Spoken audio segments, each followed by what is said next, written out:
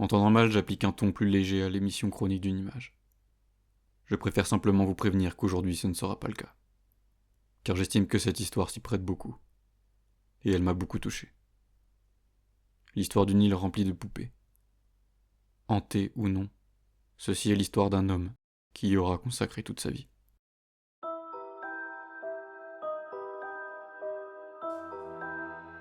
Bonjour et bienvenue dans Chronique d'une image, le podcast qui vous plonge au cœur des mystères cachés derrière les images les plus marquantes. Aujourd'hui, je vais vous emmener dans un lieu qui défie la raison et la logique. Un endroit où l'atmosphère vous serre la gorge, où chaque regard semble suivre vos moindres mouvements. Imaginez une île, isolée, perdue au cœur des canaux de Xochimilco, près de Mexico. Une île où les seuls habitants sont des centaines de poupées suspendues aux arbres, certaines mutilées, d'autres recouvertes de moisissures, toutes figées dans une expression d'horreur silencieuse. Bienvenue sur l'île des poupées. Vous pouvez voir une photo de ce lieu en couverture de ce podcast. Plutôt glauque comme endroit, non? Alors, comment cette île paisible est devenue un endroit si terrifiant?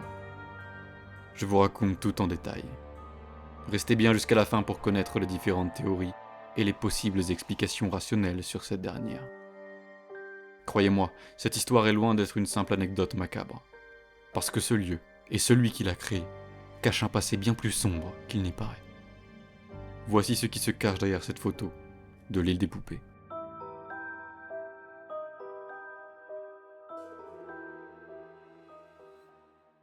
L'histoire de l'île des poupées commence dans les années 1950, avec un homme nommé Don Julián Santana Barrera. Il était fermier, réputé discret, et vivait seul sur une petite île. Une vie simple, loin de l'agitation de Mexico. Mais tout a basculé le jour où Don Julián a trouvé le corps d'une fillette dans l'eau, juste devant son île. Elle était morte noyée. Accident ou meurtre? Mystère. On ne connaîtra jamais son nom, ni ce qui l'avait emmené à cet endroit isolé. Don Julián avait affirmé qu'il avait été témoin de sa mort, mais qu'il n'avait pas réussi à la sauver. Nous n'en savons pas plus. Quelques jours plus tard, une poupée flottait sur l'eau, au même endroit où il avait retrouvé le corps. Don Julián, troublé, l'a accrochée à un arbre en guise d'offrande, pour apaiser l'âme de la fillette. Mais ce geste, anodin en apparence, fut le premier d'une longue liste, parce qu'à partir de ce jour, Don Julián a commencé à collectionner les poupées. Au début, cela pouvait s'apparenter à un acte de piété pour rendre hommage à l'enfant. Mais ce n'était que le début d'une obsession qui défiera la raison. Cette collection n'avait rien d'ordinaire. Don Julián fouillait les ordures des villages voisins, récupérait les poupées abandonnées, parfois cassées ou mutilées. Il en échangeait même contre des légumes qu'il cultivait. Chaque poupée était suspendue à un arbre, accrochée au mur de sa cabane, ou simplement laissée sur le sol. Et avec le temps, l'île se transforma. Un sanctuaire macabre. Une véritable forêt de poupées, figées dans des expressions étranges. Certaines semblaient pleurer, d'autres sourire, mais toutes dégageaient une aura sinistre. L'île des poupées était née.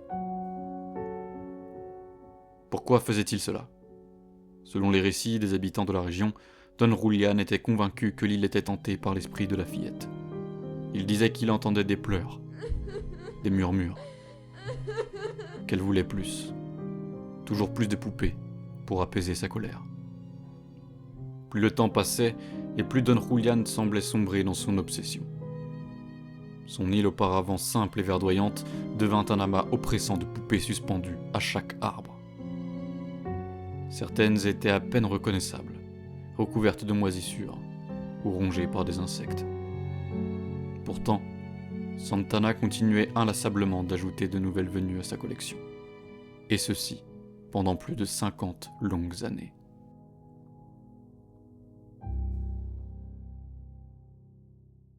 Les habitants des environs racontent que Don Julián devenait de plus en plus étrange. Il passait ses journées seul, parlant à ses poupées, comme si elles étaient vivantes. Certains disaient qu'il l'avait vu prier devant elles, leur chuchoter des secrets.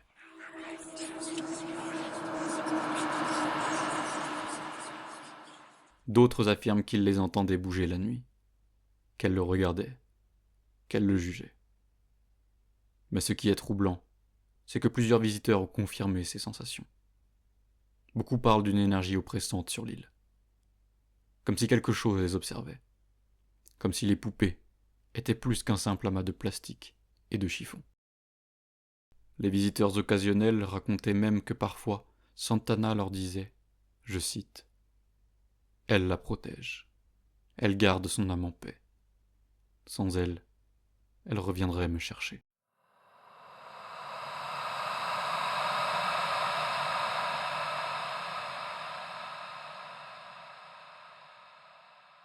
En 2001, après des décennies passées sur l'île et plus de 50 ans passés à accrocher des poupées, Don Julián Santana Barrera fut retrouvé mort.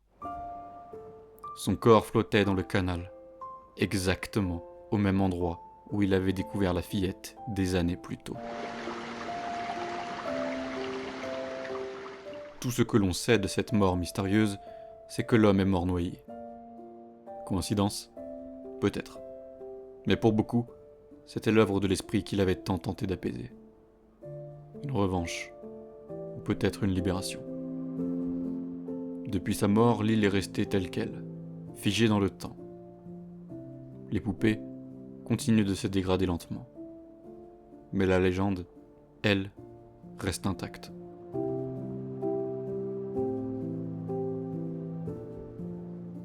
Mais est-ce que les rumeurs sur cette île sont vraies ? Ou bien Santana sombrait-il dans la folie ? Eh bien, sachez que vous pouvez vous en assurer vous-même si vous décidez de voyager au Mexique. L'île est accessible par petits bateaux, appelés trajinera. L'histoire étant devenue célèbre, la demande des touristes pour visiter l'île a explosé. Cependant, seuls quelques guides profitent de la notoriété de cette histoire pour s'enrichir, car la majorité d'entre eux sont très superstitieux et semblent étrangement croire que l'île est bel et bien hantée. Aujourd'hui, l'île des poupées est devenue une attraction touristique de niche. Des dizaines de curieux viennent chaque année pour explorer ce lieu hors du commun. Mais beaucoup repartent troublés. Certains prétendent avoir entendu les poupées leur chuchoter. D'autres parlent de poupées qui semblent changer de position, leur tête inclinée différemment entre leur arrivée et leur départ. D'autres encore disent avoir entendu les poupées les supplier de les rejoindre pour jouer avec elles. Plutôt terrifiant, si on décide d'y croire.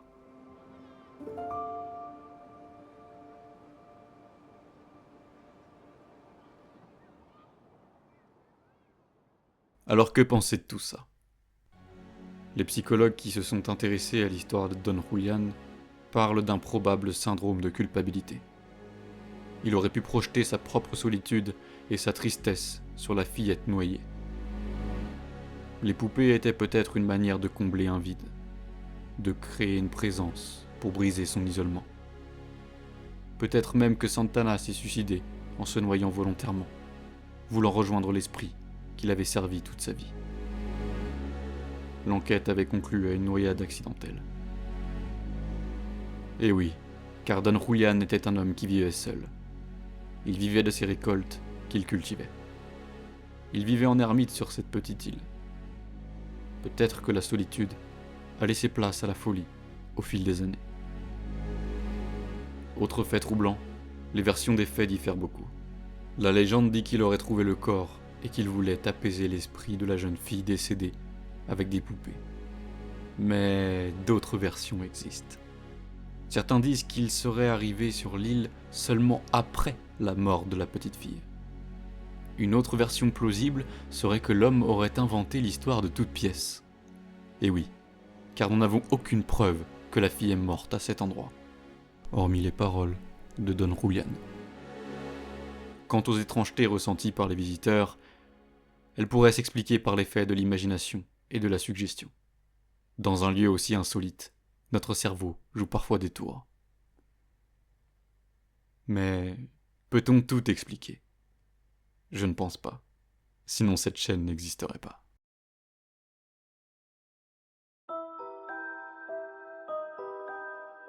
l'île des poupées est plus qu'un simple lieu touristique.